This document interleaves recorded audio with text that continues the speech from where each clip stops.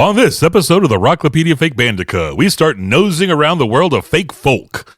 We'll discuss the newest film to peek into the genre, a classic by a revered team of writer-director brothers, and the movie that answers the question, what movie will T-Mike pick because The Mighty Wind had too much work?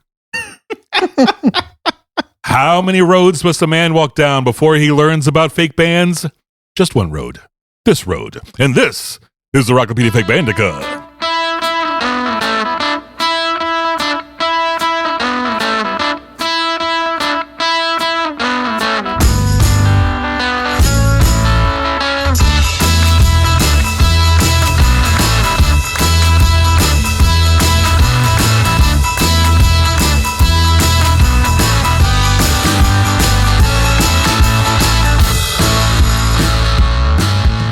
Welcome to the Rocklopedia Fake Bandica. I'm Charles. There's Alan. Hello there. There's T-Mike. Hi, everybody. And we're talking folk music in this episode. But I guess first, is there anything we need to discuss? Yeah, a lot of people have been telling us to go folk ourselves, so I think this was like there'd be a lot of interest in this. We might have to get your ears cleaned by a professional. Alan. Really? I don't think that's the term they were using. Every time I ask someone that if they want to listen to my podcast, that's usually what they tell me is to go folk myself. So that seems to be maybe they get their opportunity. Right. Do we any emails from listeners? Nope. All right. The email is fakebands@vgg.com. Right. That's right. And so if you want to enter in any sort of entries into the database, you want to help us out, write us at that address. Yeah. Or you want to complain, or you want to praise, or you want a free book, you could get one. You have a show idea, fakebands@vgg.com, people. Yeah. All right. So, we were looking through our schedule for June, and we got some good stuff coming up in June. Yeah. And on June 30th, we were talking about doing an episode about 30 Rock. Right. Because we've had a couple people from North Carolina, Alan's wife, yes, my son, for two of them. We had some others who said 30 Rock, you need to do it. Oh, yeah. And there's so many. And we're like, June 30th. And it's a great show we all love. Yeah. Right? 30 Rock. There you go. It makes sense. Now, T-Mike, being now the convert to Canadianism. Yes. Right. Big, right. And all the converts. Canatophile. Converts, they're all zealots. Yeah. He said June 60th, that's the day before Canada Day. So we should do a Canada show. And he's like, well, we should do a show for Canada on the 30th. On July 1st, is Canada Day? Right. Okay. So we should do June 30th. That should be Canada Day. Yeah. Episode. Okay. So now we have two options here. Right. So what are we going to do? Well, here's the thing. I like looking at the numbers. Yeah. See where people are coming. North Carolina is still how many number viewers, one. how many listeners we have and where they're coming from. What the numbers, what I mean? Yeah, just to explain what the numbers are to the listeners. So the numbers are, just who's downloading what. And so North Carolina is still number one. But Canada the numbers are getting better. It's on a bubble. They're growing. It's growing. So I'm going to throw down the gauntlet here.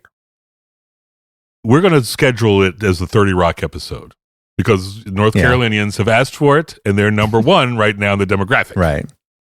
If at any point in June, before the 30th, Canada's numbers overtake North Carolina's, at any time, any day, it overtakes it, we will switch to a Canadian show.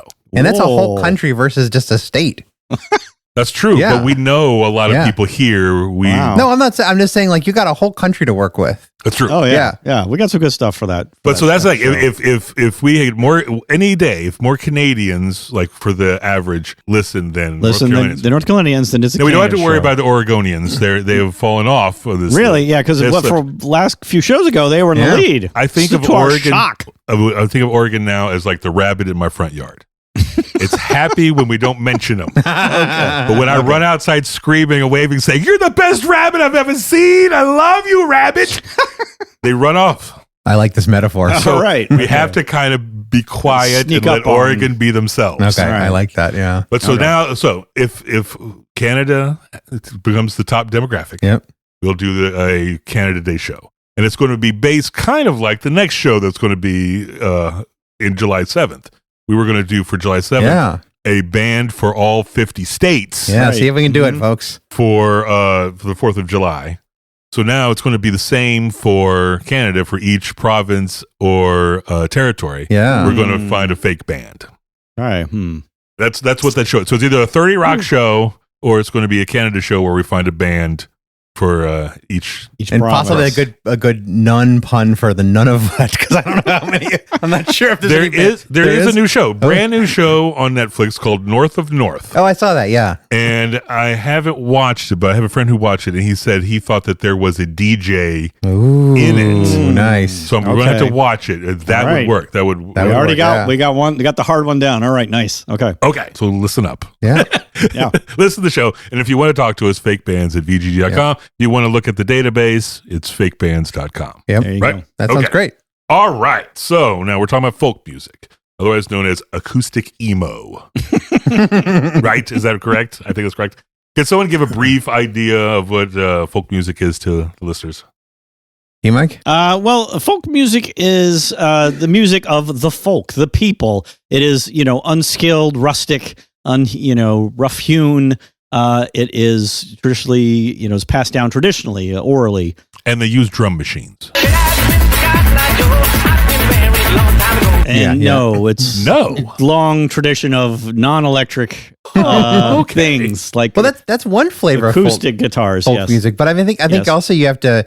There's also very, very skilled, like extremely difficult, skilled performers who are still in the folk, who are still in the folk idiom or whatever. Sure, absolutely. Yeah. But in the broad tradition, these people, they may be, it's amateur musicians. These are not like professional, not typically. Yeah. Typically professional musicians. These are, people like you and me, back in the days when more people knew how to play an instrument. Good old you and me. He was like he was a huge Irish Chinese guy. Yeah, you and me. Yeah. He worked with Yo-Yo Ma too. I think so. Yeah. So, but anyway, I do think, but it's interesting because the movie that I talk about actually marks a switch in folk music, because traditionally it was, because I think the movie you're going to be talking about is far more like these are old songs. More of a traditional. These are like traditional things like that. Yes. And then there was a switch in the U.S. in the 60s when Bob Dylan came along, and there was a switch of like new songs in the folk style. Yes. That using that idiom. That use the idiom, but it doesn't actually just repeat the old one. So it's an interesting switch. Yeah. So let's go chronologically so we can kind of give the folk backstory with my movie, and then we'll go to your movie that switches us. Well, and it also is chronological just when the movies came out, so which works out well. It fits our genre that we exactly does. Right. So we should. You mentioned about the North Carolina Folk Festival. I haven't mentioned it yet, but I will. Yeah, you mentioned it in the notes. I did in your typing. Right. So for our North Carolina listeners, who are our top demographic, as I pointed out. I'll let you know that the North Carolina Folk Festival will be held in Greensboro. Yeah. From September 12th to the 14th. Right? Yeah. So you can see Alan out there, front row, screaming. Yeah, you know it. Actually, I do pretty much go every year. The kids like it. It's fun. It's like world music more. It's not just now. Is that the U.S. Folk Festival or the North Carolina one? It used to be, but I think it used to be the U.S. Folk Festival, but now it just become the North Carolina Folk Festival. Right. I think the U.S. one moves around the country. Yeah. And North Carolina now it's that one is going to be. Yeah. So, but it's more or less permanent. But it's really fun. You have like just. Bands from South America, bands from Africa, Europe, Asia. Like there's a lot of like folk diversity. For every country. Folk for every, yeah. So it's a fun. It's actually kind of interesting thing, and that I do think that, and that's worth mentioning, is that I think all of our folk movies are all pretty much the classic person with a guitar singing. So right. So there's really not. There's not this kind of breadth of folk stuff. But so we'll remind the listeners September 12th to the 14th, the North Carolina Folk Festival. If you want to get Alan's autograph, there's one of the shows. Or take pictures with him and such. If you're really behind and you're listening and it's coming up soon, go out there now. Or possibly you just missed it. Oh, you screwed up. All right. Well, let's start talking about our movies. T-Mike, why don't you start it off? So my movie is called Songcatcher. Songcatcher is a 2000. Is that a Rolling Stones song? I think so. Songcatcher with your 44. Songcatcher is an art house drama from 2000. It's set. Totally not then. No. Okay. Yeah. Set in the mountains of Western North Carolina, baby. That's our top demographic right there. Go North Carolina. It was even shot in North Carolina around Asheville and Buncombe County. It was written and directed by Maggie Greenwald, who also, I thought was interesting for our generation. She directed a half dozen episodes of The Adventures of Pete and Pete. Great show. Great old Nickelodeon live action show we loved. So the film is set in 1907. We meet our protagonist, Dr. Lily Penlerick, who is played by Janet McTeer. And she has another fake band connection, the actress. She was the narrator for the fake band movie Velvet Goldmine from 1998, which we were hoping to do a show on with a Velvet Goldmine expert soon. Well, we will. Yeah, Yes. we will. We'll talk about that show at some point. Some point. With or without experts, we will talk about that show. All right. So anyway, Dr. Lily is a college professor, but they won't make her a full professor. They pass her over for promotion and give it to another ballad collector guy named Dr. Cyrus Whittle. And I should have mentioned Dr. Lily is a musicologist. Yeah. Yes. So this is like the John Lomax era, like the very beginnings of going out and collecting folk songs. That's what this whole thing is about, actually. Dr. Lily finds out that her secret married lover professor, Wallace Aldrich, didn't even vote for her to get into the position. And he's married. He's cheating on his wife with her. And she didn't even, he didn't even vote for her. So she's so mad. She just decides to F it. And she goes to visit her sister, younger sister in the mountains of Western North Carolina. And her sister, we meet her. Her name is Elna Penlerick. She's played by Jane Addams. Wait, just out of curiosity, Yes. They didn't mention which university or college. No, I was like looking. I don't even know if it was in the same state or where, in the same country. For a minute, I thought they were in England. I don't know. I don't think so. Yeah, they didn't. Anyway. Did they have like wigs? Like those little kind of No. I don't know if the university press. It's only 1907, not 1707. Well, no, I was thinking like if they still have like the wigs, like they do like judicial wigs. I hope they have like teaching wigs in England. Like I think they have like special wigs for everything. So no Carolina sweatshirts. No, sorry. So anyway, Elna Penlerick is played by Jane Addams, and her fake band connection is she was in the HBO fake band series The Idol. And Elna is a teacher. She's back up in the mountains, and she's teaching school. She does teach some music, but she's not really a music person like her sister is. But she got tenure. Yes. And Elna has a fellow teacher, Harriet Tolliver. She played by E. Catherine Carr. Elna and Harriet have an orphan teen they look after named Deladis Slocum. Wow. This is the first film role of Emmy Rossum. These are fantastic names. Yes. Emmy Rossum is, she's only 14 at this time, but she had been singing with the Metropolitan Opera Children's Corps since the age of 7. Wow. And she also got to perform with famous opera stars like Placido Domingo and Luciano Pavarotti. Placido Domingo and Luciano Pavarotti. And their version of Baby Shark, by the way, is amazing. Anyway, so when Deladis starts singing 100-year-old English ballads to entertain the group, well, Lily gets a little excited by this. So she has to get a song collected, and she gets a cylinder gramophone to record Deladis, and she starts taking notes, and she makes that poor girl sing every song she knows over and over again for Lily. So for you modern day people, it's like somebody starts doing the Charleston and you say, let's make a lot of TikToks of you doing the Charleston. Keep going, do it again. So here she is. Here's the latest singing that 17th century chart topper, Barbara Allen. I was going to say, that's the Beach Boys. 'Twas in the merry month of May, when all gay flowers were blooming, sweet William on his deathbed lay, for the love of Barbara Allen. All right, that's not bad, but I actually prefer Porky Pig's version. In Scarlet Town, where I was born, there was a fair maid dwelling, made every youth cry well-a-day. Her name was Barbara Allen. It just has more lilt. I don't know. All right. Well, anyway, so Deladis has a boyfriend named Fate Honeycutt, who is a teetotal a-hole multiple times throughout the film, and yet he's becomes Lily's assistant and hauling stuff around. So wait, Deladis is like she's 14. 14? Yeah. And she has a boyfriend who's a teetotaler? I would kind of hope so. I wish. He's anyway. Is he older? No, he's a little bit. So it was teetotal for another, like you were. No, complete. Okay. He's a complete so not like, a-hole. not like he's not boozing it up. Oh, Like, okay. No, like no. teetotaling, like I don't drink. No. Oh, Okay, that's why I was confused To about as well. emphasize, that's why it's teetotal. That's why that is a word. It's like you're emphasizing. Is teetotal? It's like D-Day. I've never heard of that before. Teetotal. It's only used for teetotalers now, but it used to be more. Anyway, let's move on. So how old is he? I don't know. Is he a kid? He's like a little older. He's maybe like a year or two older. Okay. So he's like 15 or 16. Yeah. Okay. Okay. So it's not disgusting yet. Okay. So Lily goes to visit cantankerous old granny Viney Butler, who is played by Pat Carroll, is Ursula in The Little Mermaid. Oh. But she don't know nothing. She ain't no mind to help nobody know how with nothing. I don't know you, lady. But enter love good-hearted neighbor Alice Kincaid by Stephanie Roth Haberly, who was wooed with ballads and love songs by her lovely husband, Reese. And she just heard about Lily, and she's come right down to meet her, and even though she's pregnant. And she's brought a big batch of songs she had written down that her husband had sung to her, and also some lovely paintings. And Lily is like, oh, but these songs weren't collected scientifically, so no thank you. And you're just like, what? So ungrateful. Where's the IRB? Where's your I want this, like, where's your paperwork? Come on, lady. Right. Well, just because she has them written down, it doesn't count? Yeah. Well, it wasn't scientifically written down by Dr. Lily, apparently.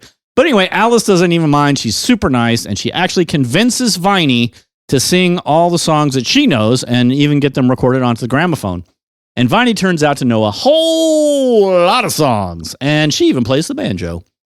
And then we enter Viney's grandson, Tom Bledsoe, played by Aidan Quinn. But he don't want Granny's songs getting exploited and stolen by you, Dr. Lily. And he and his granny fight over her getting paid, although ironically, the granny said, I already said I don't want to be paid, so you can't make her pay me, Tom. But also, Tom is a musician. He writes his own songs. He plays guitar and banjo, and he's pretty good. Let's take maybe a little too good. Take a listen here.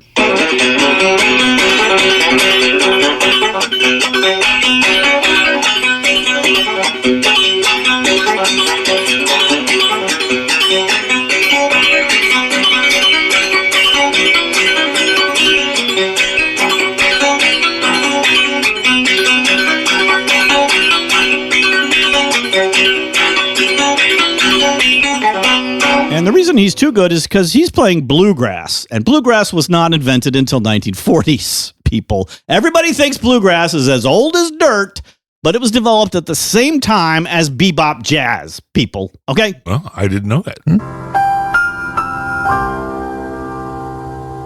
It's true. It's old-timey string band music is a different breed animal.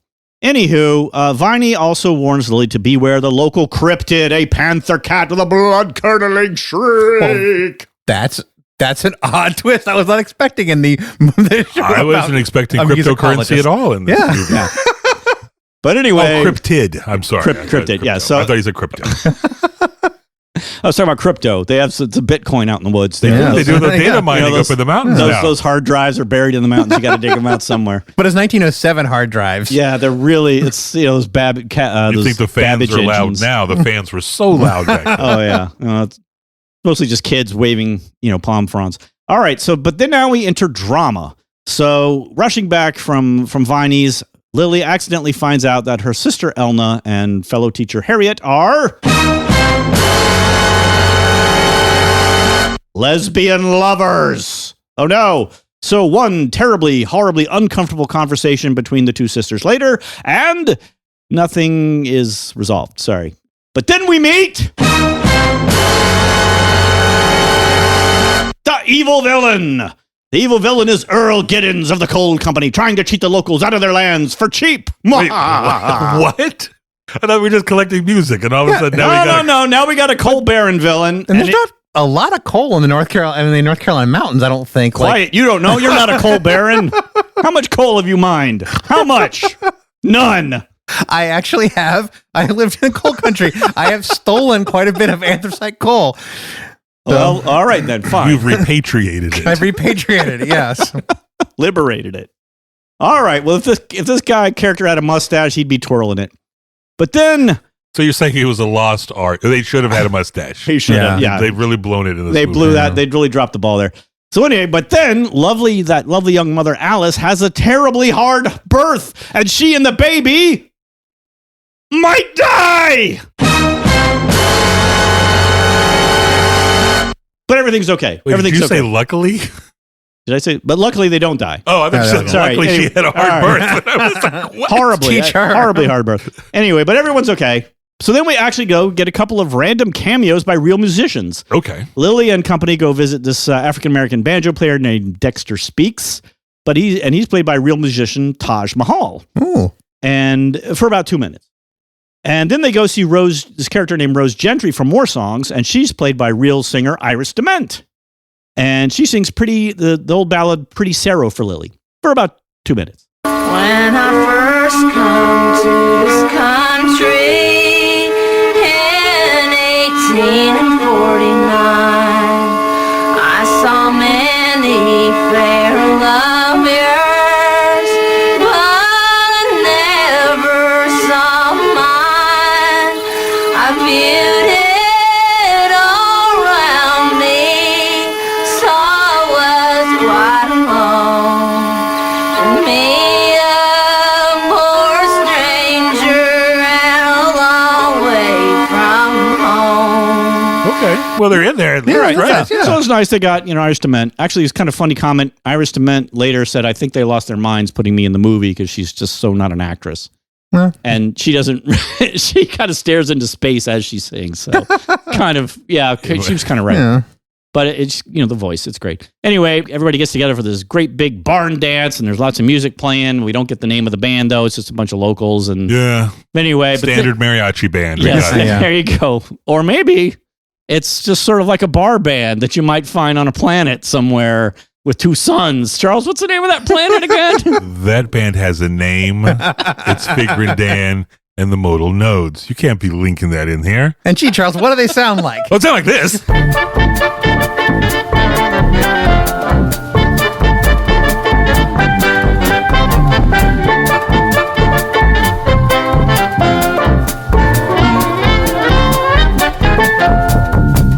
But you can't just throw it out like that. That's Yeah. just amateur Okay. hour. I'm sorry. I should have let you handle that one.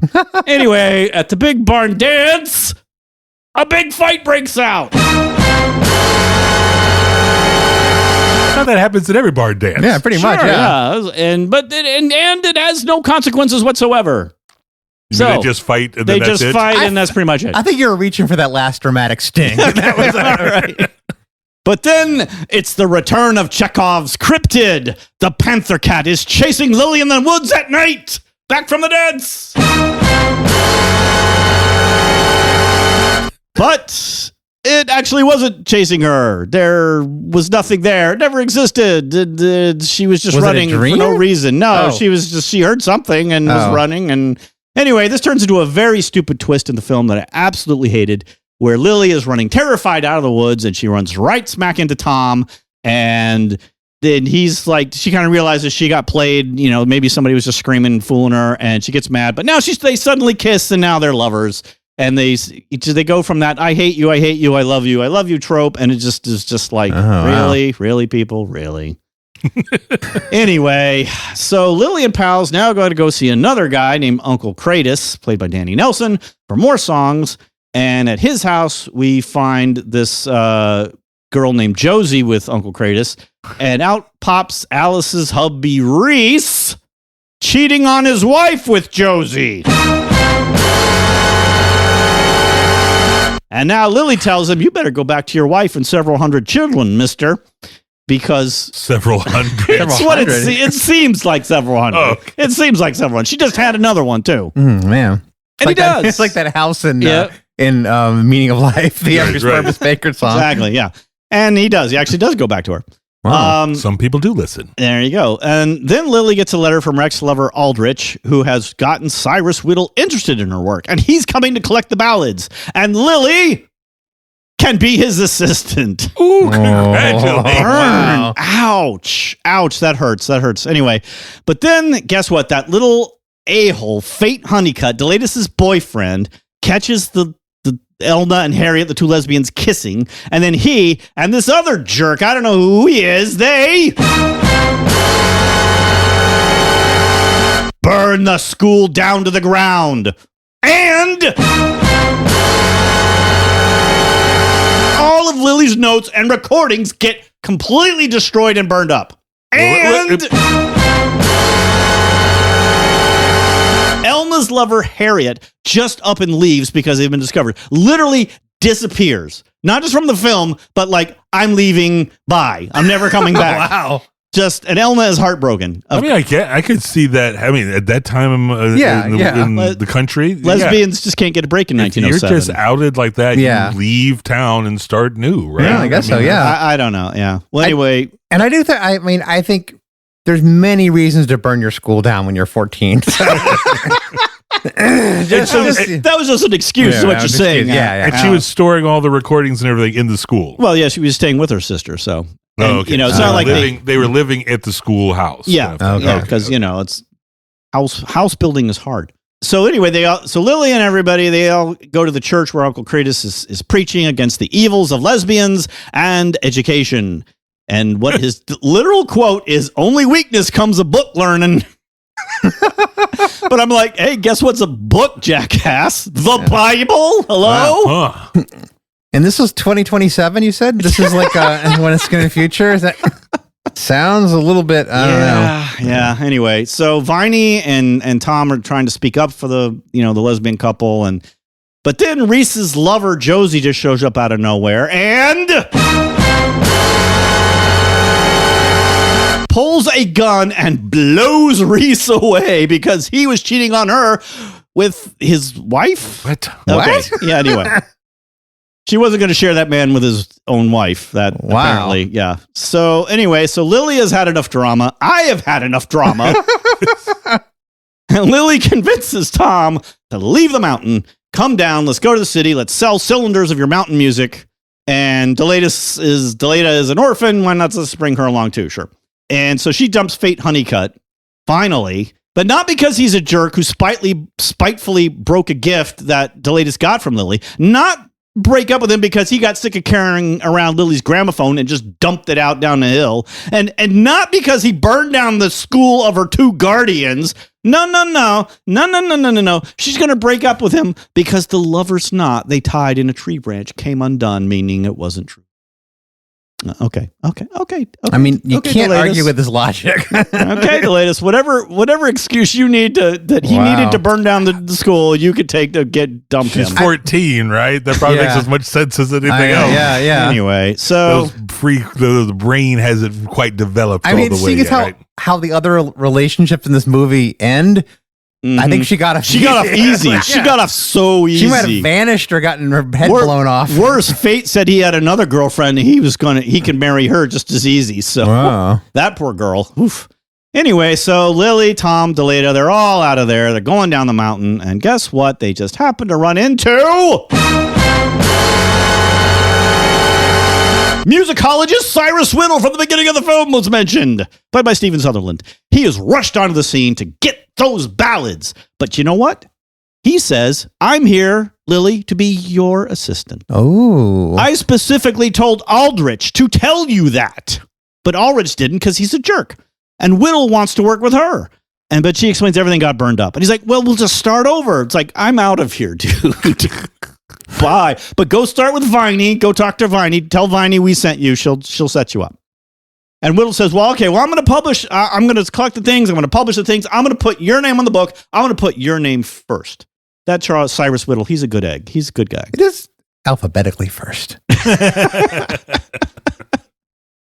So anyway, happy endings for all. Hooray. Hey. Except for lesbians. Boo. Yeah. I mean, even that little a-hole Fate Honeycutt, he got the second girlfriend. Screw that guy. Yeah, I mean, them and the cheating husband pretty much are the real losers of this. I mean, he kind of did it to deserve it. The poor lesbian couple just kind of was just trying to live their life, you know? So anyway, the plot of the movie is loosely based on real life. There was an actual folklorist named Olive Campbell who went to the Appalachians in 1909 and collected all these ancient English and Scots-Irish folk songs that were sort of passed down unchanged through oral tradition from the original immigrants and settlers into the mountains. But the character of Lily Penerick is not based on Olive Campbell. The character, Maggie Greenwald was quite clear in an interview that the character is not based on her, but the plot, the plot of it is. So overall, I thought the movie was fine. It was good. It was not great. the character of Lily Penn Eric isn't actually likable, which is a bit of a flaw in your protagonist. Yeah, you kind of want him to be somebody you want to root for. Or at least become likable, which she maybe barely does by the end when she's like, I just want to get out of here now. kind of sympathize with that.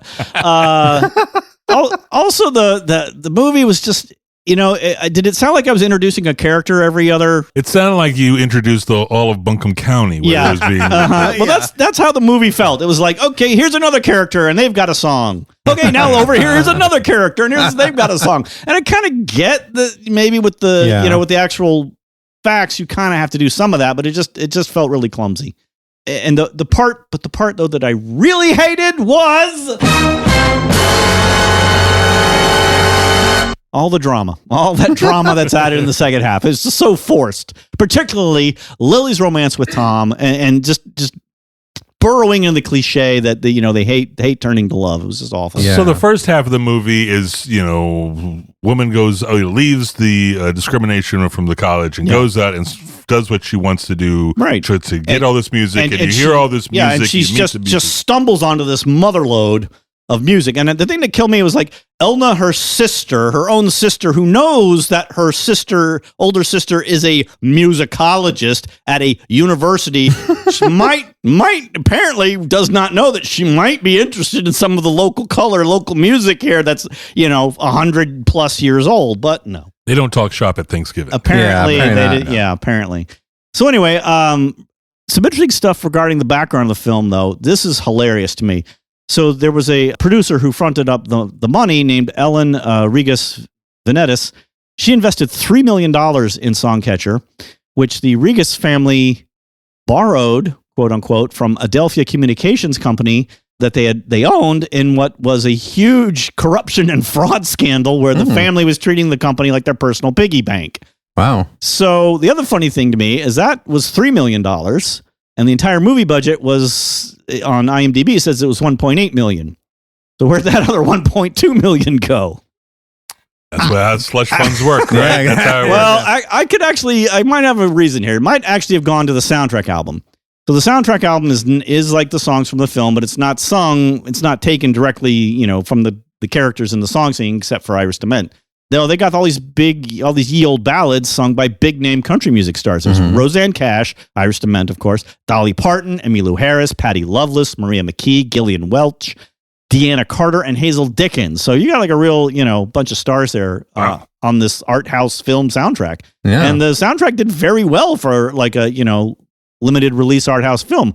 Went to the U.S. Billboard Country Albums charts to number 42. Went to the Independent Albums chart up to number 31.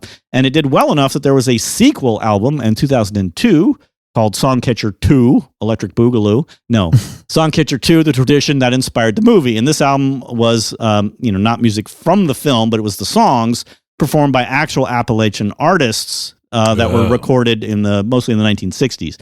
And it includes several tracks from our own folk music master of North Carolina, Doc Watson. So shout out to Doc Watson. And Dolly Parton even wrote a song inspired by the film called When Love Is New, and she wrote it to be a duet between mother and daughter, and only because she really wanted to sing it with Emmy Rossum. So it's a nice duet. So let's listen. Let's go out on that. Love is pretty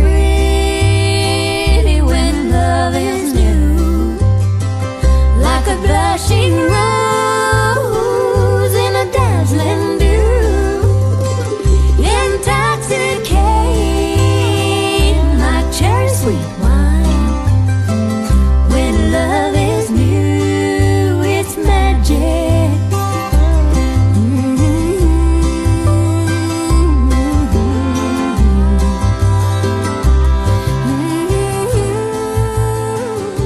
So that's my film. So I totaled up about eight named music people in this film. Well, that's good. That's a good chunk there. Yeah. Okay, so let's take a break here. When we return, 2 more movies with fake folk sensibilities. This is the Rockpedia Fake Bandicoot.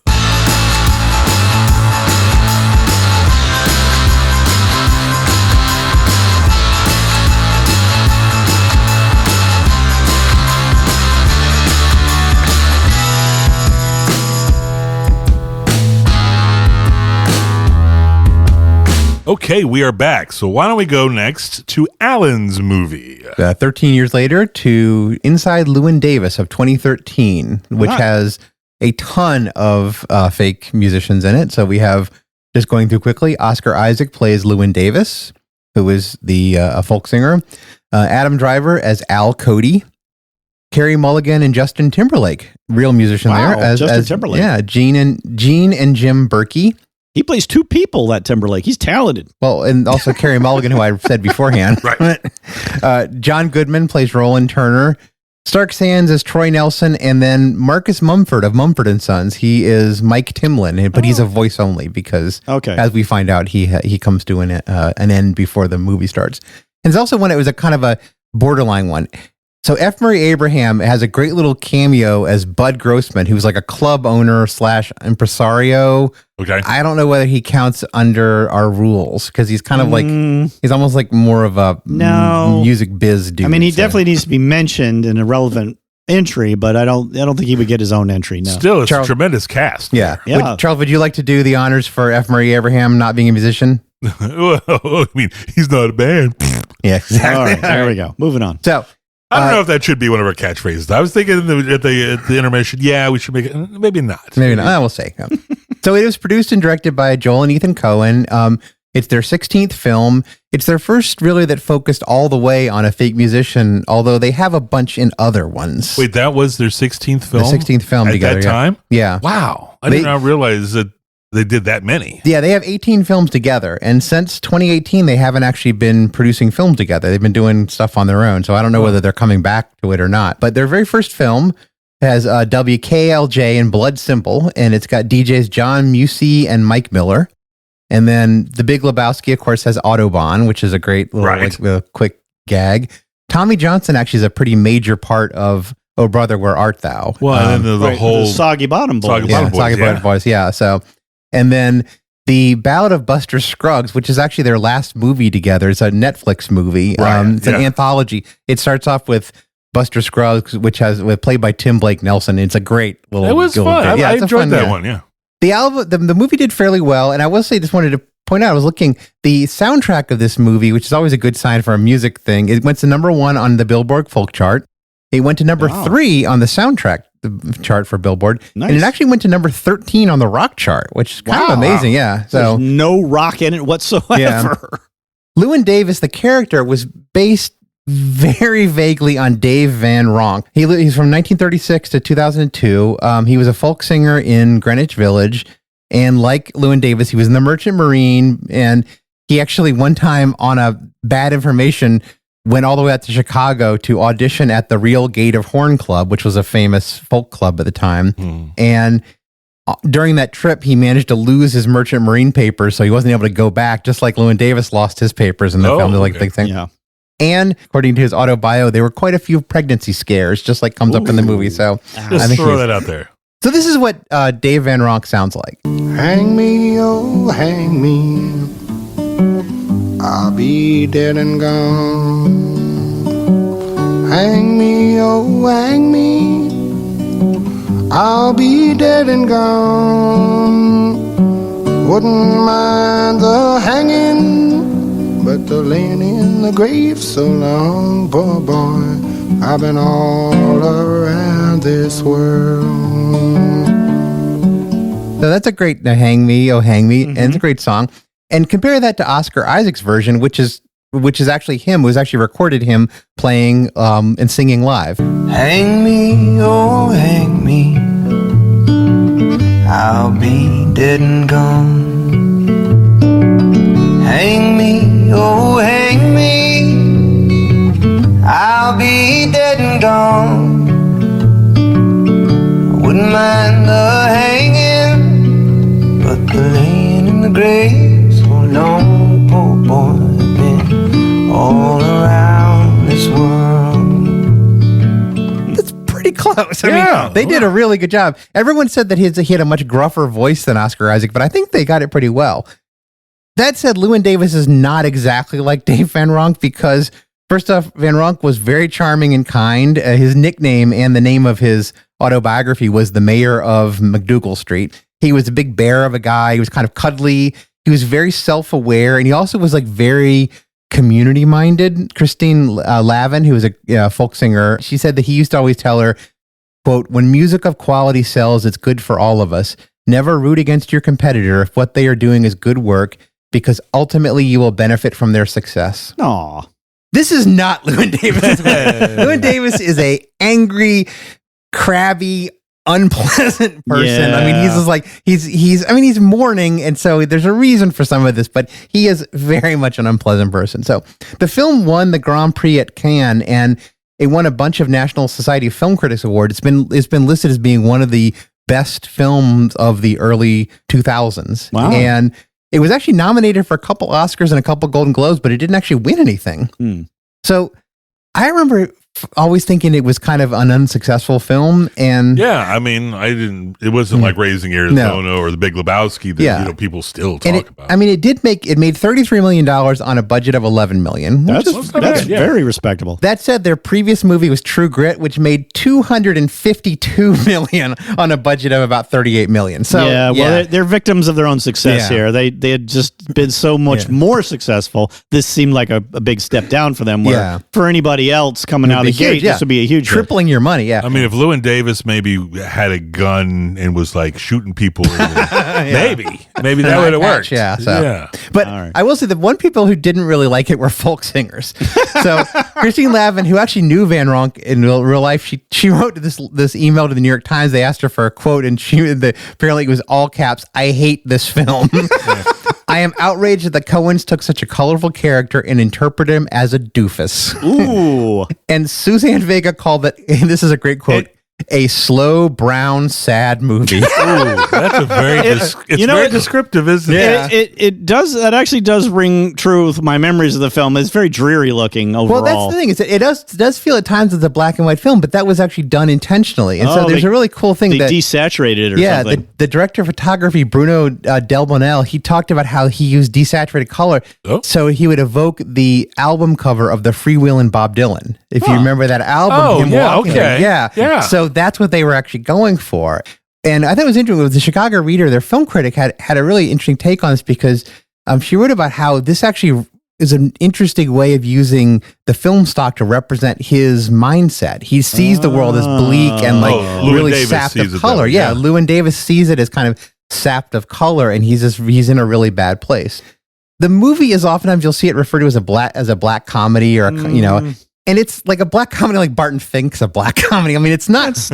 It's a drama where some weird and funny things happen. Yeah, but I wouldn't call it a comedy either. Not like a laugh out loud. No. There's a few places where it's like, oh, that's actually pretty funny. And I will say there's an amazing song in it that is actually, it is really funny. And I saw people on a film discussion board were talking about, is this song supposed to be funny? Like, I laughed at the funny. Is that okay? More or less. So yes, but yeah, it's not a Raising Arizona level comedy kind of thing. So. It wasn't structured to be. It wasn't started off as to be a comedy. So the plot is actually really easy to describe.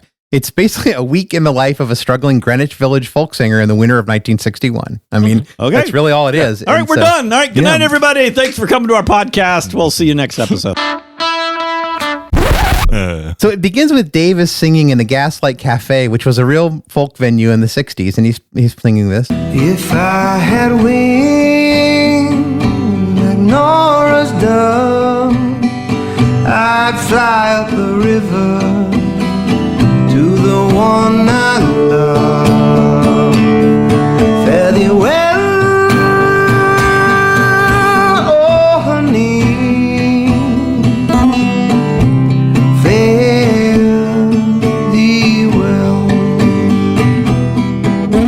That's Fare Thee Well, which is also known as Dink's song, which was what?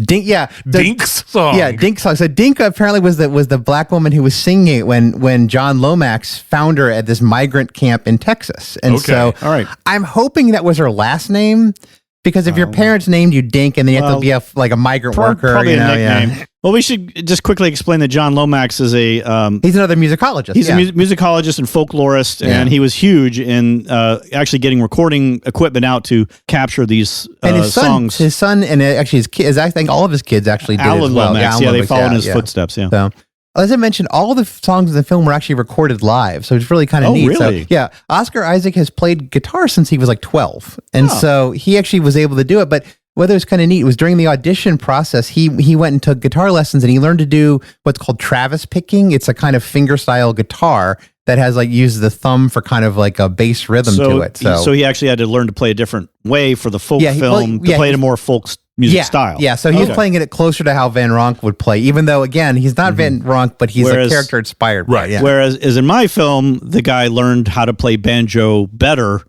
He learned to play banjo in a way that was not in tune with the style at all at the time. That's true, yeah. And what I thought was kind of funny was that he actually played some open mic nights, and Oscar Isaac was not huge at this point, and so this wasn't like his big. I mean, he was like 2 years before Star Wars, So anyway, so he plays, gets a nice reception. Someone says, "Hey, there's someone looking for you." He goes off stage, goes out in the alley behind the club, and then gets his ass beaten by this guy in a suit. Yeah, great start to a movie. It's right a great there. start. Yeah, nice little song, and a guy gets crap beaten out. And then the guy is like walking off down the alley with the two buildings beside him, and then it like crossfades into this orange cat walking down a hallway. You see it from behind, so his head becomes the cat's tail. It's like the cinematography is so good. I was like, I was watching this, like, oh, that is so cool. But Davis is like woken up. He's in this. He's like woken up off a couch in an apartment, and he's clearly not beaten up. So it's like, okay, I'm not sure what's going on. Yeah. But he's like wandering around this really nice apartment, and you kind of get the feeling it's not his, just the way he's interacting with stuff, Right. and it's not. Spoiler alert. So it belongs to the Gorfines, who are a couple of. They're played by these kind of. Hey, it's that guy actors. So, okay. Hey, it's that gal. Yeah. The male is played by Ethan Phillips. So he's Neelix from Star Trek. Okay. And then he also was Pete Downey from Benson, was close to Die Hard. Yeah. He was the PR guy. He was from Benson. Yeah. Had to hit me with a Benson reference. Yeah. Okay. Wow. And then Rene Auberjonois was also in a Star Trek. Yes, that's right. Yeah, and also in Benson. And also in Right. Benson, yeah. Wow. So, and then Robin Bartlett is Mrs. Gorfine. She was the sister on Mad About You. So when you see him, you're like, oh, it's them. It's kind of like weirdly, it's kind of like seeing Frances McDormand. You're like, hey, I'm at home, like. So Davis pulls out this album titled Timlin and Davis Sing If We Had Wings. And he puts it on, and we hear a little bit of Fare Thee Well, Dink song again. And this time it's sung by Isaac and Marcus Mumford. So it was presented as a duet. And so he puts on his own record, and then he gets ready. He's leaving the apartment, and as he's leaving, the cat sneaks out right in front, and the door locks behind him. Uh-oh. So then there's these great scenes of him walking around slushy New York City holding this orange cat. Because he can't let their cat get lost. So he tries to give it to like the elevator guy, and he's like stuck with this cat. He doesn't want the Gorfine's cat to get Right. So there's a lot of orange cat content in this film. So so Jamie loves an orange cat, and so it was like very exciting that. But there's these great scenes of him just sitting on the subway with this orange cat, and the cat is actually looking out the window at the stations going by, and it's kind of a funny little thing. Like he's off in his own world, and he's kind of numb to it, and the cat's like, hey. Yeah. Look at this wonderful city. Like, can we go to, can we go to the Empire State Building, maybe? New York. But then later on, the cat gets lost, and then finds the cat. Only then they discover it's not the right cat. And then the second cat gets left in a car on the side of a highway. Then a possibly third cat gets like bumped by a car. But luckily, by the end of the movie, the original cat comes back, and we'll get.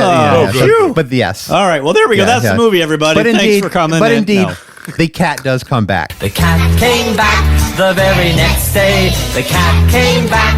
They thought he was a goner. Yes, I see what you did there. Yes. So when the film was opening at Cannes, Joel Cohen said, the film doesn't really have a plot. That concerned us at one point. That's why we threw the cat in. It's a great little bit, because it really is. It's like he's just kind of existing in the world. I mean, he's trying to navigate the world. He sees his label. He goes in club. He meets people. Well, some of the things we learn about him is that he's basically couch surfing. Okay. He has a solo album called Inside Llewyn Davis that isn't selling well, and the cover of it, we see it at one point. It's actually a riff on Inside Dave Van Ronk. So it's kind of like another time when he's kind of him and not him. Yeah. Okay. The Timlin and Davis album also didn't sell well, so they had a whole bunch of the returns or remainders, and so she gave him a whole box of his remainders, and then like me and my book. Yes. So as I mentioned, he's been crashing on people's couches, and at some point he managed to crash inside of Gene's vagina. So, Wait, what? which sets us up for a potential spin-off, Jim Henson's Inside Llewyn Davis Babies. No. Now hear me out. No. It's all the mopey folk characters, but aged down. Wait, who is Gene? Gene is Gene Berkey. She is a folk singer, Jim and Gene. Oh, Jim yes, and Gene. Jim and Gene, You yes. mentioned her. So Okay. she's played by Carey Mulligan. She's like this angelic looking actress. And as Joel Cohen said, he describes her as being able to, quote, embody this woman who sings very sweetly, but is unbelievably angry. Well, we shouldn't have done it in the first place, but if you ever do it again, which is a favor to women everywhere, you should not. But if you do, you should be wearing condom on condom and then wrap it in electrical tape. You should just walk around always inside a great big condom because you are shit. Okay. You should not be in contact with any living thing being shit. Well, I could say we should talk about this when you're less angry, but that'd be... When would that be? Fuck you. So yeah, anger is actually a really big part of the movie. I mean, she's like, it's hard to find quotes from this when people are not swearing at each other. Like, Berkey is mad at Davis about the whole getting pregnant thing. Davis is mad at his label and just kind of the world in general. And then later on, we meet a jazz musician, Roland Turner, and he's immediately mad at Davis. He's immediately a prick at him for no good reason, you know. Wow. So everyone's just kind of mad at him. Robert Christgau, the famous rock critic, for a piece he did for the Criterion Collection, he said that a lot of where he saw Davis's anger is linked to his, quote, incoherent notion of authenticity. So, okay, like the only way to be authentic is to be so totally true to your internal ideal of music that like nobody else likes it. Essentially, it's that kind of it's that weird thing. Is like any concern about connecting with anyone else through music is careerist and square and like this. The struggle over authenticity is like a huge part of the folk music. Yeah. And we didn't cover A Mighty Wind for this episode because we're going to do that. Because you're too lazy? Yeah, because it was too hard. Way too much work. Too much work. We're going to do another one. No, we are. We do have a Mighty Wind show planned. Yes. And that tackles the whole authenticity thing, because there was like this initial rush of in the real world, this initial rush, repopularization, Right. and then, all the kids are doing it, and that, but where do you draw the line in authenticity? Right. Well, these are old songs that the new people are playing, so that's authentic part. But if you write your own song, that's just going to come up here, and then they all got folk music turned into these big, large, polished, very heavily produced groups with these, cheery, lobotomized looking people from Stepford community. So, where is the authenticity? This is a big folk music issue. So really the question is authenticity, and what really the movie is in a lot of ways. You're watching When Keeping It Real Goes Wrong. But the end result is like Davis, in a lot of ways, he makes his own problem. Isaac, in a promo interview I watched, he said that he described the movie as a comedy of resilience, kind of like Buster Keaton did. Like he's always kind of overcoming these things in his way. But like Llewyn Davis is essentially choose your own adventure, but you choose the worst possible one. But deliberately. Yeah. Like my kids have this book called like what should Danny do? And it's a way of teaching like kind of emotional intelligence and like choosing to be kind and to be, cooperate and to kind of like, deal with the fact like, okay, your first choice isn't there. But when Thad got a little older, he would like intentionally pick the crappiest one to get the bad ending. And he would think it was hilarious, And so it's kind of like this. It's like, oh my God, every time it's like, oh, that's the wrong thing to say. Like, oh. So he's more goofus than Gallant. Yes, he is very much goofus. Or as doofus as Christine Lavin. Yeah, that's true. Inside Llewyn Doofus didn't have the same ring. No, not quite as good. There is a lot of fake band content, as I mentioned. So Jim and Gene, we talked about a little bit. And people in the movie refer to them as Jim and Gene, but that doesn't seem to be their actual real name because or if it is, they're not the real Jim and Jane, who were a real folk duo, and they were very influential at the time. I'm confused. So in real life, there was a Jim and Gene. In real life, there was a band named Jim and Gene, and at one point they were married, but they just borrowed the name for it. It's not really the same people. They were the Jim and Gene were actually the inspiration for Mitch and Mickey from A Mighty Wind. Yeah, right.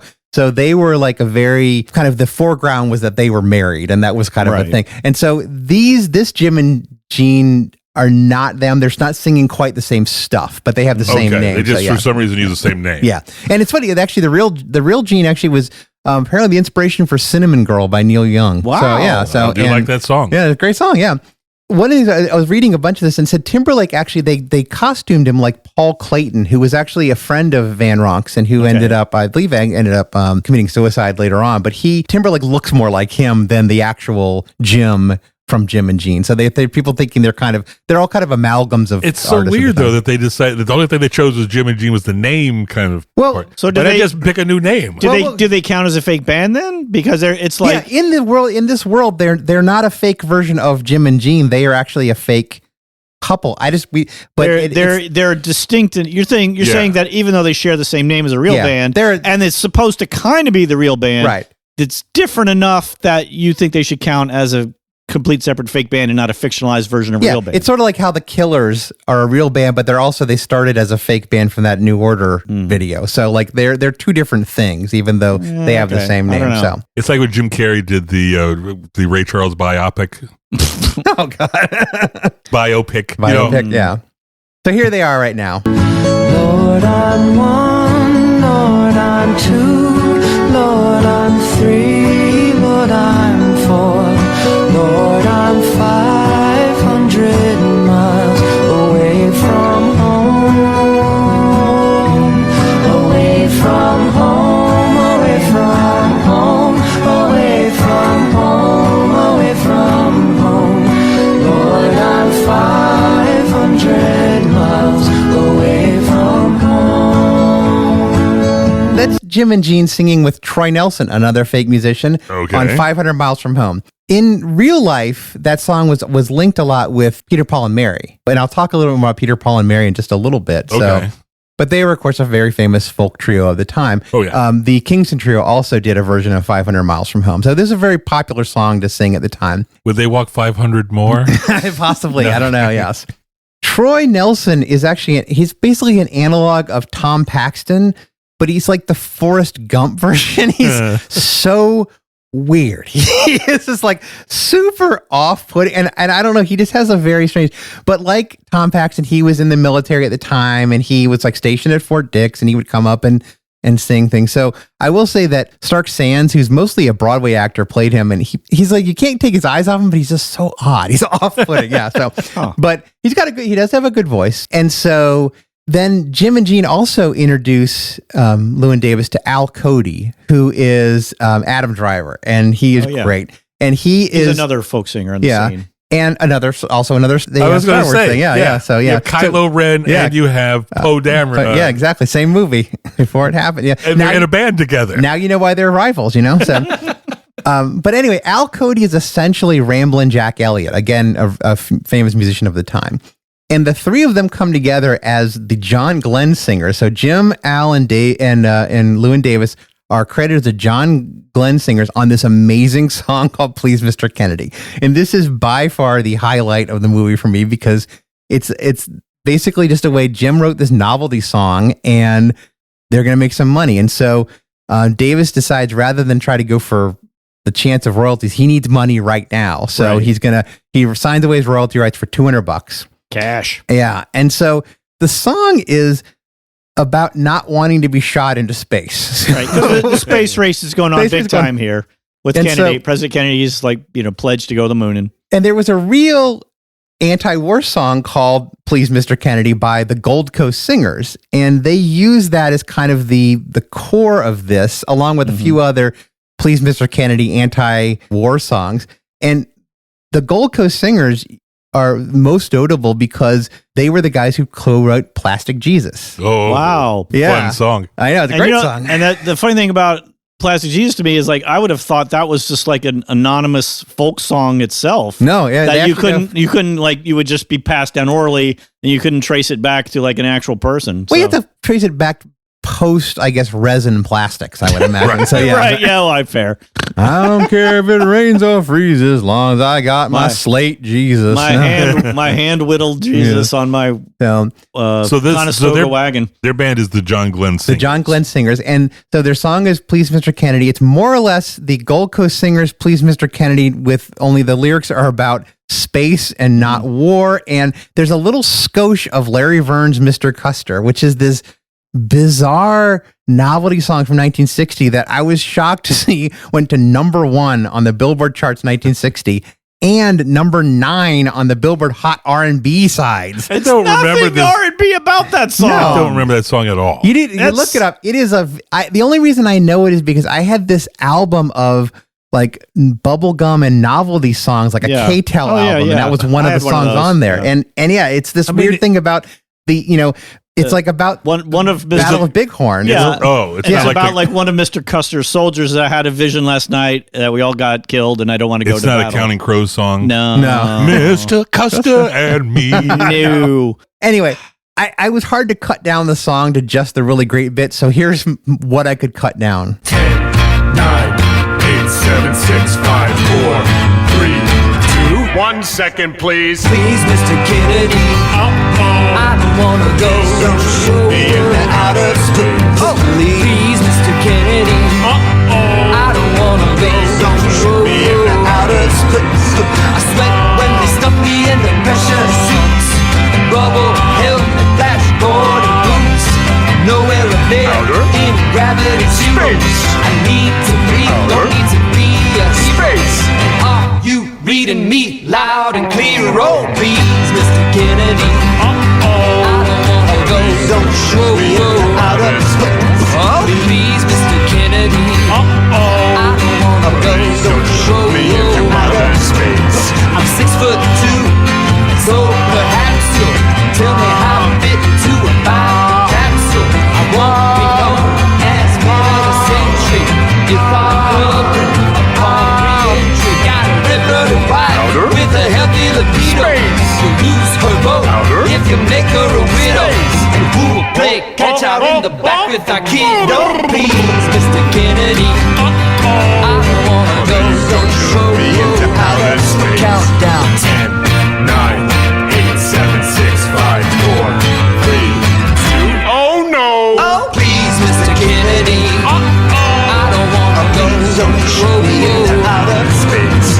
Please. Oh, please. Please. Oh, please. Please. Oh, please. Out of space. Oh, please. Please. Oh, please. Oh, please. Out of space. Oh, please. Mr. Kennedy. Oh, that's right. I love that song. Like, yeah. HuffPo actually called it the catchiest song of the year. And if you want to read it, they did a really interesting deep dive. It's called "Please, Mr. Kennedy: How an Intentionally Bad Song Turned Out So Great." It's a really deep dive into how the song got written, and it was mostly written by T-Bone Burnett. Really? And, wow. Yeah, He's done tons of film music. but also Justin Timberlake actually helped write write it as well. They were like trying out guitars and they wrote it together. There's a great quote from him, Burnett, that I think is worth reading. It's long, but it's interesting. Those are the hardest to write, the joke songs. Even if a song is supposed to be bad in a film, it still has to be great. Yeah. Because if you put bad music in a film, it's just bad. Then the film's bad. You can put good music in a film and say it's bad, and the audience will believe it's bad, but it'll still be good and they'll still be entertained by it, even though they're told it's bad.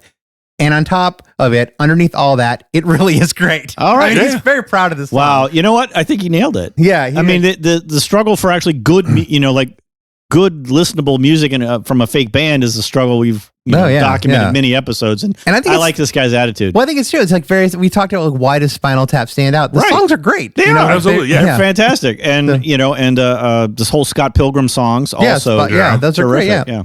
After recording this, he goes back and he brings the cat back to the Gorfines, or at least who he thinks the cat is. And then they're having dinner and they ask him to play guitar, and he starts playing Fare Thee Well, and then Mrs. Gorfine kind of starts chiming in with Mike Timlin's part, and he flips out, and Davis gets really upset. And so there's clearly what is going on there? There's clearly something there. We find out more when he agrees to drive a car to Chicago, because he has this idea that the folk producer Bud Grossman is there and he's heard his demo.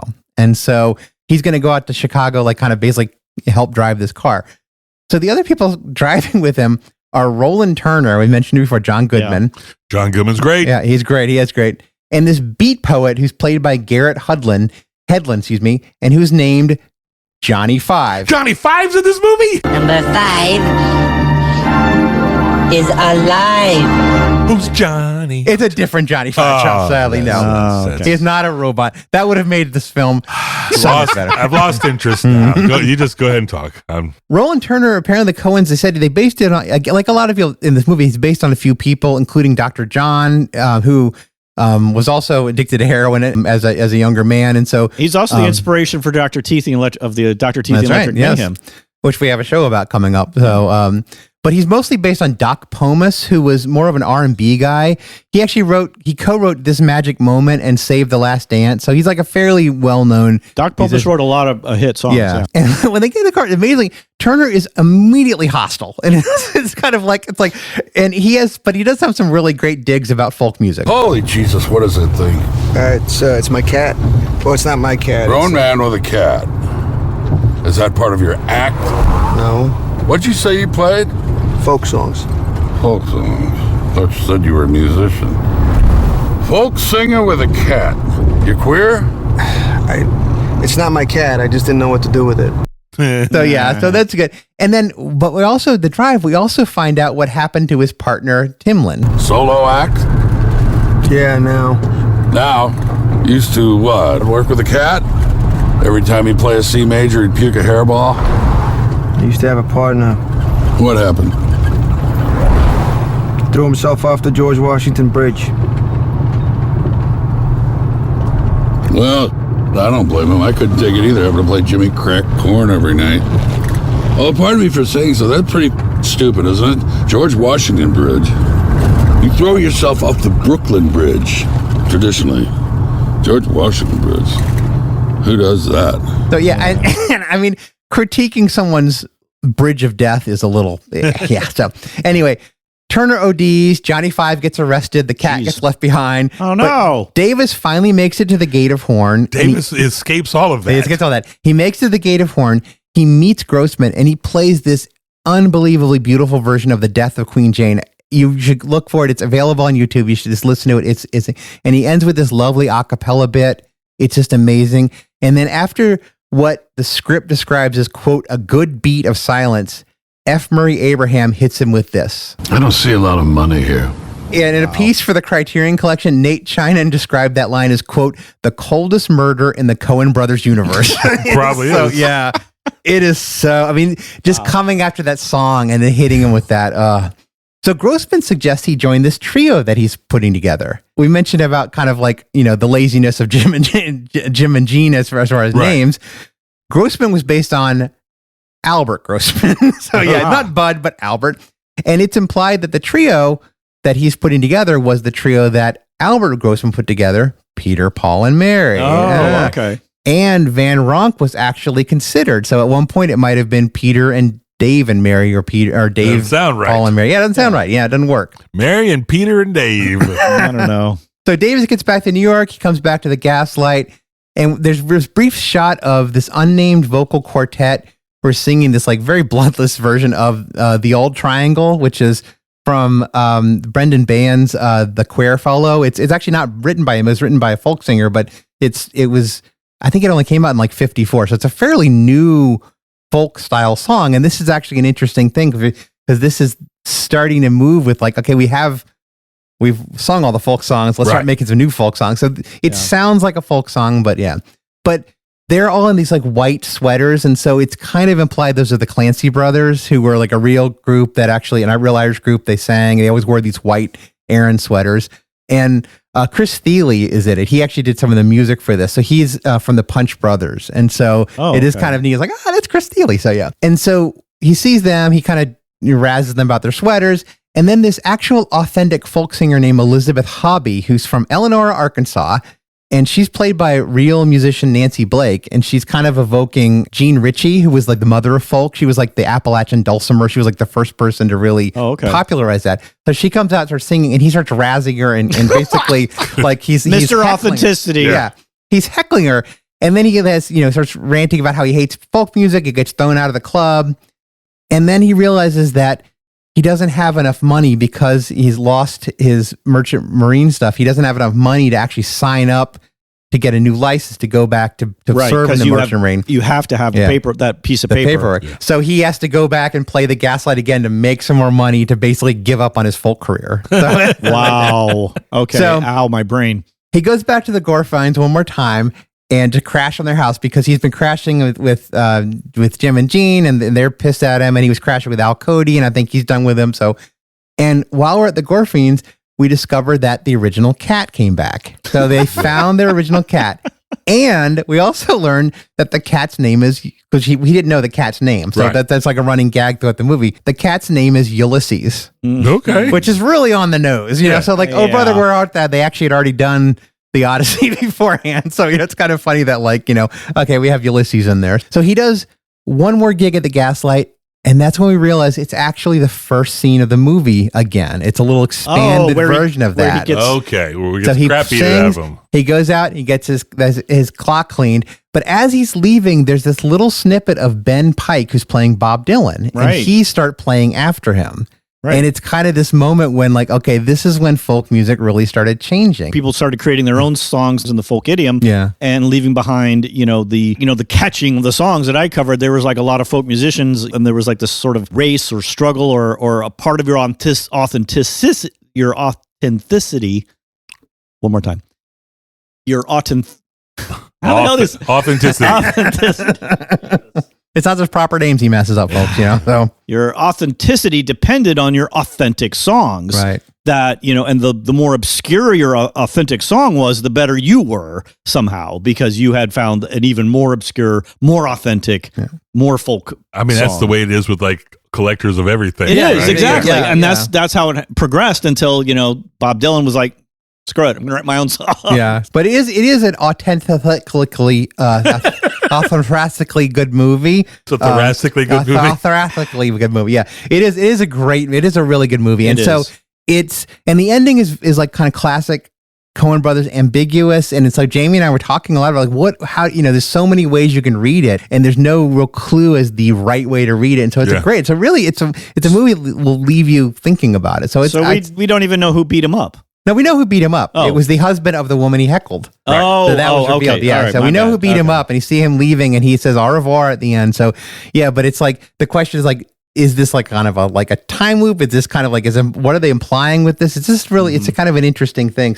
It's something we're seeing. It's actually on Canopy, which your public library probably has an account to. You can watch it for free.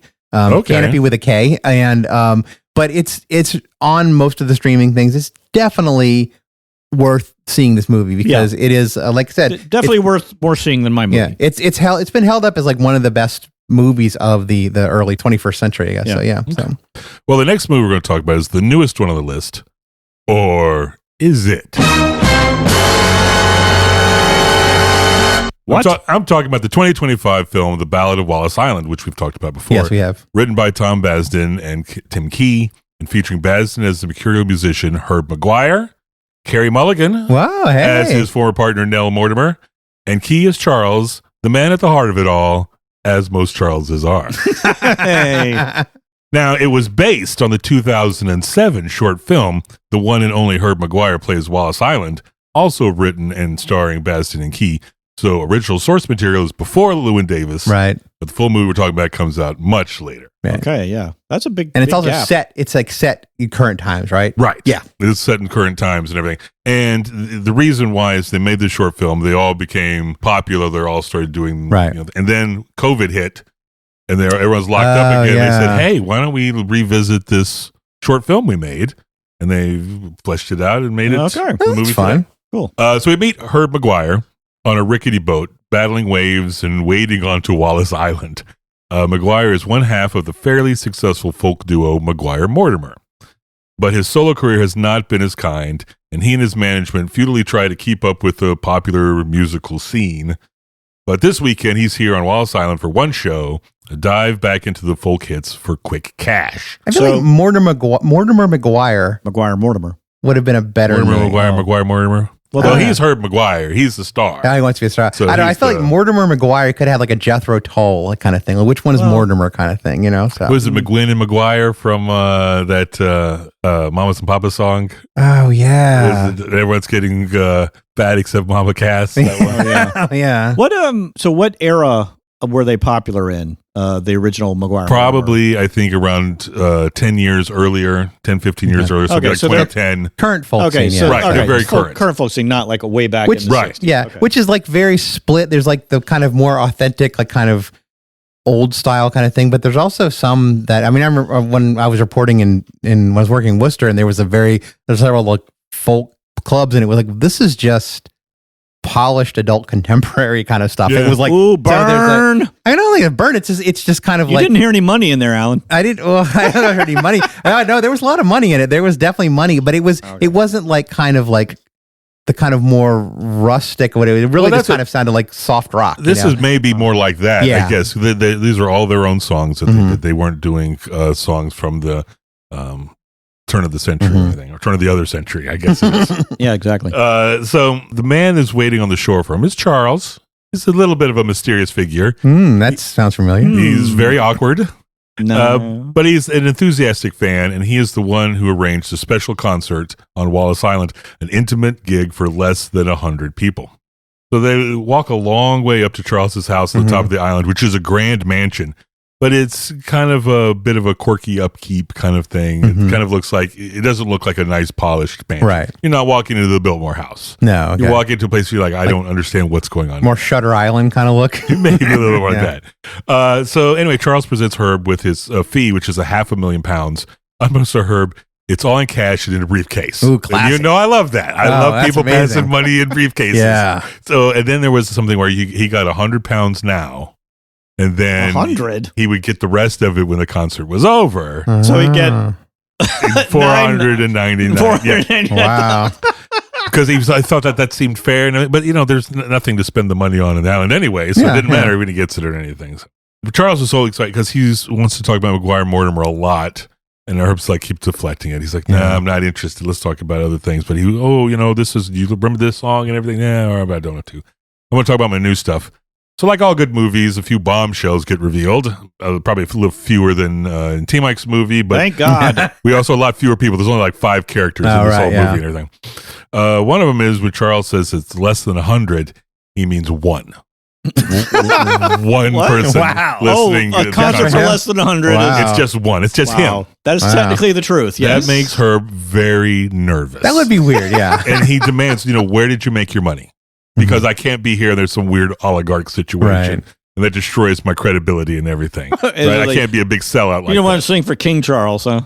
So Charles got his money in a very interesting way. He won the lottery. That's not that interesting. So he and his wife, they played a set of numbers, and they came up, and they made millions. So they traveled the world. They saw the sights. They got to watch her favorite band, Maguire Mortimer, a few times. And then they ran out of money. Oh. Yeah. And so, about it was time to settle down to get a house and everything. I don't remember the exact order. I think the wife passes away, and then he plays the same numbers on the lottery, but it could have been either way. Right. But anyway, he plays the same numbers in the lottery and wins again. Wow. Wait a minute.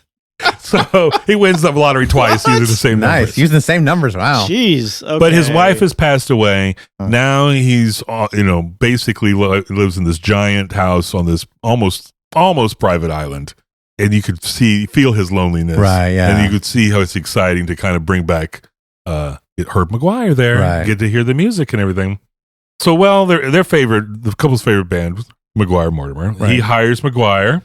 So, yes, he hired Mortimer too. Oh. Nell Mortimer arrives from Portland. She's not angelic. She looks like a former folk singer Right, yeah. would, coming from Portland and such. She now brings a surprise guest with her too, her husband, which Maguire did not know about. Ooh. And then we also find out she only got 300,000 pounds instead of 500. the 500,000. But it turns out that was her fee. He was just paying the fee. He wasn't going to give them. She wanted 3. Oh, she should have bid higher. Yeah. He wasn't going to go against himself bidding and everything. So So you said this is Wallace Island. This isn't the real Wallace Island. This is just like Wallace Island is supposed to be off of the coast of Wales. It's a fake Wallace Island. Okay, so it's not the Wallace Island that you look up and you're like, huh, why is it all the way over there? Yeah. Okay. No, this is supposed to be off the coast of Wales. I see. Okay. Okay, so now Herb doesn't want to be part of this forced reunion show. Okay, yeah. He tries to sneak out of the house, but then he runs into Nell's husband. And he's like, Herb, we need this money, so we kind of need you to stay because, Nell's too proud to admit that we need it. I'm not. Right. So ain't too proud to beg. Let's just please do the show. So, hey, McGuire Mortimer is back. So one person for a one night only, one person concert. So the two practice together and they reminisce. You were looking at nothing, talking to no one, wandering nowhere in particular. Eyes bright and bold, marigold in your hair. I've been trying my luck and hooking a duck and never once struck on the top prize. Then to my surprise I spied you standing there. Raspberry Fair, I saw you waltzing away with my eye. Raspberry Fair, oh but I couldn't say hi by the coconut shy. Beautiful little song. Yeah. And Herb points out that he still sees a connection with their music and that he still has feelings. And Nell tells him to quit fixating on the past. It's over. Oh, by the way, I'm married. And oh, by the way, I'm pregnant. Whoa. And so just back off. Right. And then the next day she's gone. She's like, I can't take this anymore. Wait. What? Wow. She's just gone. She can't be mixed up with this, McGuire Mortimer business. Oh, okay. So she just leaves. Wow. She just leaves, but Charles, he totally understands. He gives her the money. Oh. He apologize. I'm sorry I put you through this, that you had to deal with this. But so she's gone. Herb's incensed with everything, the forced failed reunion, all of it. He's just mad kind of thing. But before he storms off, he has another heartfelt talk with Charles. It turns out that this was the 5th anniversary of his wife's death. Oh. And he wanted to do something special for her. Oh. So that night, it's not McGuire Mortimer, it's Herb McGuire that has the sold out concert on Wallace Island. And it's not a concert for one. What? It's for two. Because Herb invited the general store owner who Charles is kind of smitten with, but he's afraid to admit it kind of thing. Aww. And well, it turns out the feeling is mutual. Aww. And it's a beautiful moment where it's just the three of them honoring the past. Sometimes when you sleep, you look like you're on the bottom of the sea. Sometimes when you smile, I can see how you would have looked as a child. When your eyes are gold, it seems impossible to think we could ever grow old. When your eyes are bright, it seems impossible to think you're not creating life. And in the end, Charles and Chris hug and part ways. Chris, you say? Yeah. That's Herb McGuire. It's just a stage name. Oh. His real name is Chris Pinner.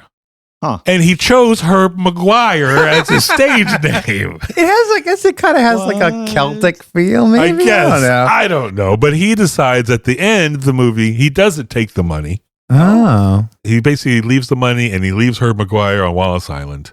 And he goes back as himself, Chris Pinner. He's no longer living in the past. Oh, I He's see. living in the Okay. future. Oh, that's And nice. He's the one, Chris Pinner's the one that records the Ballad of Wallace Island.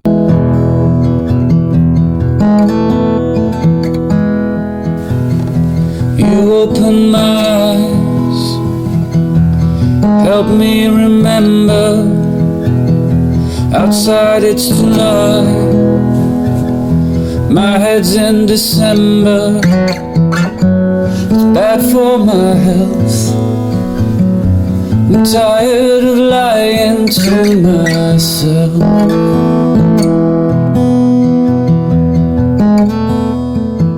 So it's an understated, charming, kind of funny sweet, little movie. yeah. It's a very sweet movie. There's lots of little gags. There's one, I mean, Charles lives in this mansion and everything. He has this grass tennis court and everything. And so every time they go to the general store that's on the beach of the island, he always gets tennis balls. And the reason why is because he's all by himself. All he does is practices his serve. And so he was playing tennis against Herb, and his serve was just dominant. Like it couldn't be returned. It was just perfect serves, always being hit into the hedges and lost. Oh, yeah. But then when it was Herb's time to return, Charles didn't know how to do it. Because he's never really played tennis with anybody. So his serve is amazing, and he just would keep losing all the tennis balls in the bushes and then keep going by. That's a great gag. So there's little gags like that in this movie. It's really well done. It's fake band focused, which we love here and everything. Yeah, yeah. I mean, I think you need to go see this movie. Okay. And it might still be in the theaters, right? I think it might. If not, it's on streaming services Yeah. now, and so you should be able. If it's not at the theater, it's on the streaming services. But yeah, it's definitely worth watching. Yeah. Okay. Oh, yeah, 2 winners and kind of a Once again, I've gotten the worst movie of The Bachelor. Yeah, but you had to But find it was that. still pretty good. You had to find that fast because we decided A Mighty Wind needed to be its own show. Yeah, well. And so that's going to be like the opening act for our huge Spinal Tap blitz. That It we're gonna hit 'em is. with. And that's entirely appropriate because the folksmen themselves were the opening act for Spinal Tap sometimes. Exactly. So okay, so this has been our first peek into fake Right. folk. Well, if you don't count the Dylan show, which was Right. it had a Yeah, lot it's of- West Statler first one, yeah. We still owe our listening public a second Dylan show just based on He's Not There? You keep pushing that. Don't act like you don't know what it's called. You keep pushing it. All right, so next week we're going to induct a few more members into our Hall of Fame, right? Yes. But until then, I'm Charles. There's Alan. See you. There's T Mike. Farewell. And this has been the Rocklopedia Fake Bandica. Thanks for listening.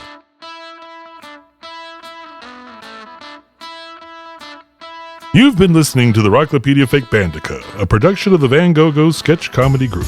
The hosts are Alan Benson, T. Mike Childs, and Charles Rempel, with occasional cameos from Jason Torchinsky, Galen Black, and Rob Terrell. Our editors are Alan Benson and Charles Rempel.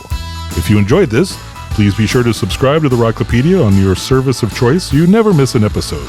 We'd love to hear from you, so leave a review or email us at fakebands@vgg.com.